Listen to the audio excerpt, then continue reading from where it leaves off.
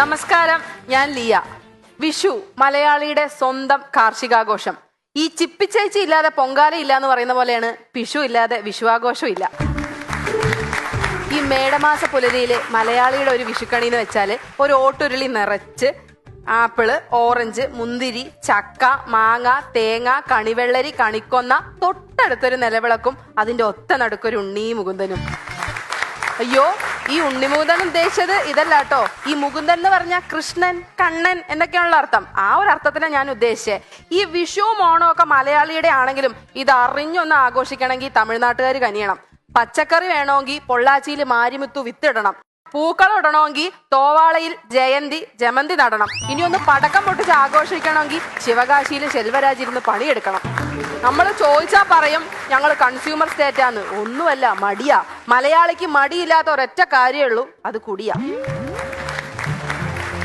ഈ ഒരു അവസ്ഥ വെച്ച് നല്ല അടിപൊളി കൃഷിസ്ഥലമൊക്കെ കാണണമെങ്കിൽ സത്യനന്ദിക്കാടിന്റെ സിനിമ എടുത്ത് നോക്കേണ്ട അവസ്ഥയാ. ചീരയ്ക്ക് തടവെടുക്കുന്നു, പടവലങ്ങയ്ക്ക് വള്ളി കെട്ടുന്നു, കോവയ്ക്ക പറിക്കുന്നു. പക്ഷേ അതിന്റെ ലൊക്കേഷനും അങ്ങ് പൊള്ളാച്ചിയില. ഇതിനൊരു കാരണമുണ്ട്. തമിഴ്നാട്ടുകാർ മൊക്കിന് ചെടി നടും, നമ്മൾ മൊക്കിന് കൊടി നടും. ഈ ഒത്തൊരുമ പക്ഷെ ഭക്ഷണത്തിന്റെ കാര്യത്തിലൊന്നും ഇല്ല കേട്ടോ. ഭക്ഷണത്തിന്റെ കാര്യത്തിലേക്ക് വരുമ്പോ വിഷുവിന് തെക്കോട്ട് വെജ് ആണെങ്കിൽ വടക്കോട്ട് നോൺ വെജാ. ഓണത്തിന് തെക്കോട്ട് നോൺ വെജ് ആണെങ്കിൽ വടക്കോട്ട് വെജ്. വെറുതെ അല്ല നിങ്ങൾ തെക്ക് വടക്ക് നടക്കണല്ലേ. പക്ഷെ എന്തൊക്കെ പറഞ്ഞാലും മലയാളി പൊളിയാട്ടോ. കാരണം പ്രശ്നം എന്താണെന്നറിയാൻ പ്രശ്നം വെച്ച് നോക്കുന്ന പ്രശ്നക്കാർ വരെ നമുക്കുണ്ട്. ഈ മലയാളികളുടെ കാര്യം പറയുമ്പോൾ സത്യം പറഞ്ഞ മലയാളികൾക്കാണ് പ്രശ്നം. മലയാളികൾ ഭയങ്കര സഹായ മനസ്കതയുള്ളവരാ.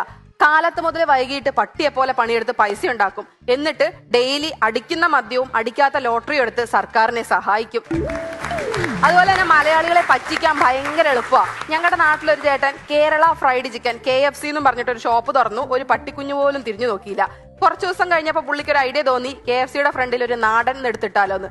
നാടൻ KFC എന്ന് എഴുതി വെച്ചതും തൊട്ടടുത്ത ബിവറേജിലേക്കാളും ആളായി ഈ കടയിൽ. ഈ ഒരു ഐഡിയ ഞാനും പ്രയോഗിച്ചു.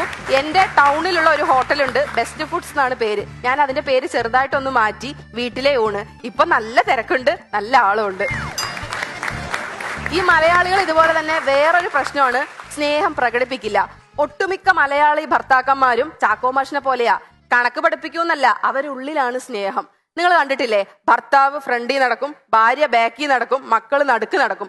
ഈ ഫ്രണ്ടിൽ നടക്കുന്ന ഭർത്താവിന്റെ മൊട്ടും ഭാവവും ഒക്കെ കണ്ടു കഴിഞ്ഞാൽ ആ പുറകിൽ വരുന്ന സ്ത്രീയുമായിട്ട് തനിക്ക് യാതൊരു ബന്ധവുമില്ലാന്ന് തോന്നും. പക്ഷെ മക്കളുടെ എണ്ണം കണ്ടാ അറിയാം അവര് തമ്മിൽ നല്ല ബയോളജി, നല്ല കെമിസ്ട്രി ഉണ്ടെന്ന്.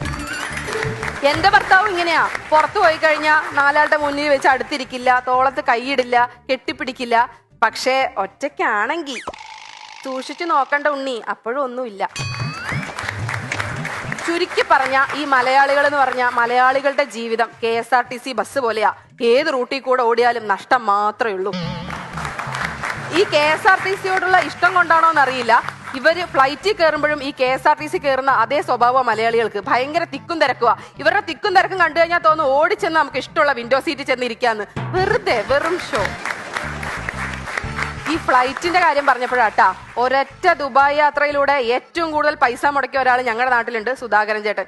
പുള്ളി ദുബായ്ക്ക് ഒരു ഫ്ലൈറ്റ് എടുത്ത് പോകുമ്പോൾ പെട്ടെന്ന് ഫ്ലൈറ്റ് ടേക്ക് ഓഫ് ആയതും പെട്ടെന്ന് ഒരു ഞെരുക്കവും ഒരു ഭയങ്കര ശബ്ദവും. അപ്പൊ തന്നെ പുള്ളി നെഞ്ചത്ത് കൈവച്ച് പറഞ്ഞു, എന്റെ ചിനക്കുത്തൂർ ഭഗവതി, ഞാൻ അടുത്ത വിഷു ഉത്സവം ഞാൻ തന്നെ നടത്തിക്കോളാന്ന്. ഫ്ലൈറ്റ് ലാൻഡ് ചെയ്ത് കഴിഞ്ഞപ്പോഴാണ് മനസ്സിലായത് അത് ഫ്ലൈറ്റിന്റെ ടയർ വന്നടിച്ചതിന്റെ സൗണ്ടാണ്.